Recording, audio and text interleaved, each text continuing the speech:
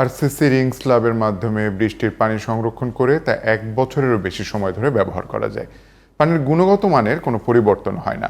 যেসব এলাকায় বিশুদ্ধ পানির সংকট, সেসব এলাকায় এ পদ্ধতিতে পানি সংরক্ষণ করে দীর্ঘদিন ব্যবহার করা সম্ভব।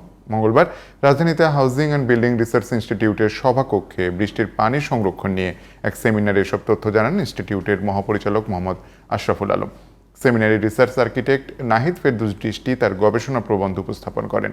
সাইরাস মাহমুদের রিপোর্টে বিস্তারিত। পানি পান করা ছাড়াও পানি আমাদের জীবনের প্রতিটি কাজেই জরুরি, তবে সেই পানি হতে হবে বিশুদ্ধ। মানুষের নানা কর্মকাণ্ডে নদ নদী সহ প্রাকৃতিক জলাশয়ের অস্তিত্ব বিপন্ন হচ্ছে, নিচে নামছে ভূগর্ভের পানির স্তর। এ অবস্থায় সরকারি ভবনে বৃষ্টির পানি সংরক্ষণ ও ব্যবহারের জন্য 2000 সালে একটি আদেশ জারি করে প্রধানমন্ত্রীর কার্যালয়। এতে বলা হয়, ভবনগুলো এমনভাবে তৈরি করতে হবে যেখানে বৃষ্টির পানি সংরক্ষণের ব্যবস্থা থাকে।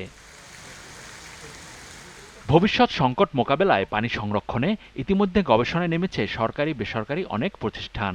সরকারের হাউজিং অ্যান্ড বিল্ডিং রিসার্চ ইনস্টিটিউটের গবেষণায় এসেছে সাফল্য। মঙ্গলবার এক সেমিনারে ইনস্টিটিউটের মহাপরিচালক মোহাম্মদ আশরাফুল আলম বলেন, আরসিসি রিং স্ল্যাবের মাধ্যমে বৃষ্টির পানি সংরক্ষণ করে তা 1 বছরেরও বেশি সময় ধরে ব্যবহার করা যায়। আমরা তো চিন্তা করতে সাধারণ মানুষের কথা চিন্তা করে, গ্রামে একটা সনের ঘর আছে বা একটা টিনের ঘর আছে, টিনের ঘরে কি টুয়া, এই টুয়ার মাঝখানে একটা পাইপ বসায়, জাস্ট এই যে 4টে রিং বসায়া এটা সিল করে নিল। পরে যদি আরো 3-4টে ঘর বসাতো, আরো একটা পাইপ নিয়ে আরো কটা রিং বসায়। এটার টেকনোলজিটা অত্যন্ত সিম্পল, রিং কিন্তু অ্যাভেলেবল পাওয়া যায়। আমাদের ওয়াটার লেভেলটা নিচে চলে যাচ্ছে। ঢাকা শহরে পানির লেয়ার আগে 500 ফুটে পাওয়া যায়, 13,000 ফুট নিচে যেতে হয়। এই যে নেচার, আমাদের মানে gift of nature, gift of আল্লাহ, আল্লাহ দিচ্ছে পানিটা, এই পানিটা যদি আমরা ধরে রাখতে পারি। সেমিনারে রিসার্চ আর্কিটেক্ট নাহিদ ফেরদৌস দৃষ্টি তার গবেষণা প্রকল্পের মূল প্রবন্ধ উপস্থাপন করেন। এ সময় তিনি বলেন, স্বল্প খরচে উদ্ভাবিত এ পদ্ধতিতে বৃষ্টির পানি সংরক্ষণ করা সম্ভব। কানেক্টিং পাইপ দিয়ে হচ্ছে আমার রুফ থেকে ওয়াটারটা এসে এই রিজার্ভার ট্যাঙ্কে স্টোর হবে।